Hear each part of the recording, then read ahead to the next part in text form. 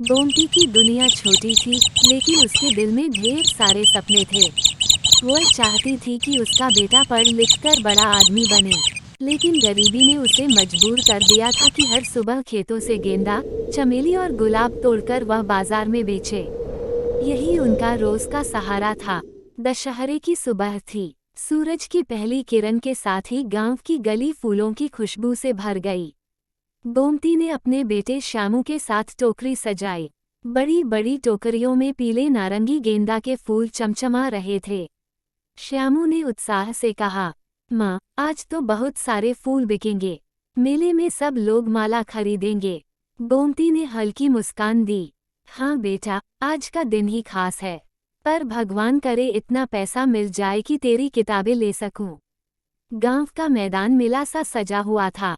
जगह जगह पर झांकी निकल रही थी। ढोल नगाड़े बज रहे थे। बच्चे रंग बिरंगे कपड़े पहनकर घूम रहे थे। कहीं मिठाई की दुकानें थीं, कहीं खिलौनों की। इसी बीच गोमती की दुकान पर भीड़ उमड़ने लगी। औरतें पूजा के लिए माला लेने लगीं, बच्चे फूलों की लड़ियां खरीदने लगे। गोमती जल्दी जल्दी सबको माला थमाती जा रही थी।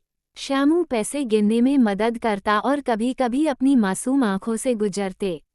इसी भीड़ के बीच अचानक दो भव्य रूप दिखाई दिए। एक और थे रामजी का रूप धरे कलाकार धनुष बाण के साथ, शांत और सौम्य। दूसरी ओर रावण का रूप धरे कलाकार 10 सिरों का मुकुट और गहनों से सजा हुआ वेशभूषा। दोनों अपने अपने दल के साथ मेले की झांकी के लिए निकले थे। मगर सबको आश्चर्य हुआ जब ये दोनों गोमती की दुकान की ओर बढ़े।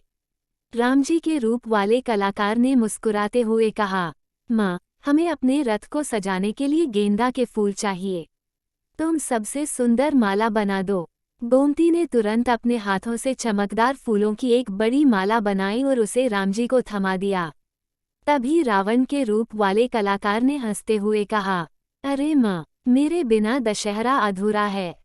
मुझे भी सबसे बड़ी और भारी माला दे दो। आखिर रावण का वेश भी कम नहीं होता। भीड़ ये देखकर हैरान थी। सबने सोचा राम और रावण एक ही दुकान से माला खरीद रहे हैं। गोमती ने दोनों को बराबर की मालाएं दी। उसकी आंखों में कोई भेदभाव नहीं था। उसने शांति से कहा, राम हो या रावण, पूजा सबको फूलों से ही करनी पड़ती है। ये फूल ही सच्चे हैं, क्योंकि ये धरती की गोद से निकलते हैं।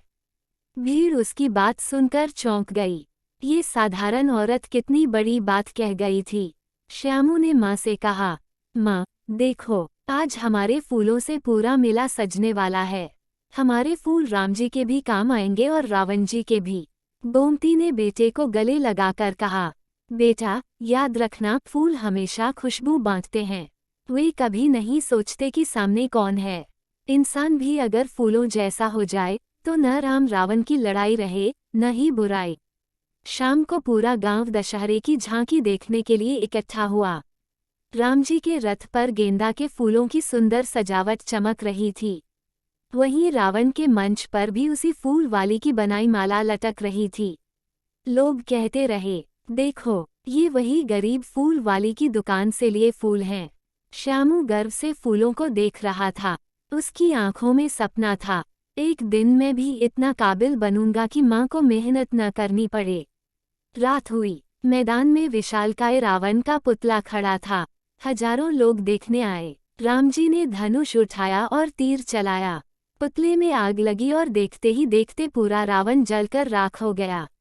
भीड़ ने जय श्री राम के नारे लगाए। आतिशबाजी से आकाश जगमगा उठा। श्यामू ने माँ का हाथ पकड़कर कहा, माँ, देखो, बुराई कितनी भी बड़ी हो, अंत में जल ही जाती है। बस सच्चाई और भलाई रह जाती है। गोमती ने बेटे के सिर पर हाथ फेरकर कहा, हाँ बेटा, यही दशहरे का असली संदेश है। उस रात गोमती की दुकान से सारे फूल बिक गए।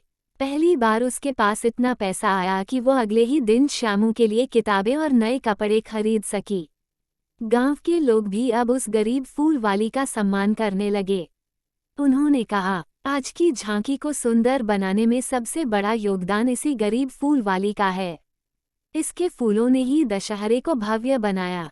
गोमती की आंखों में आंसू थे, मगर यह खुशी के आंसू थे।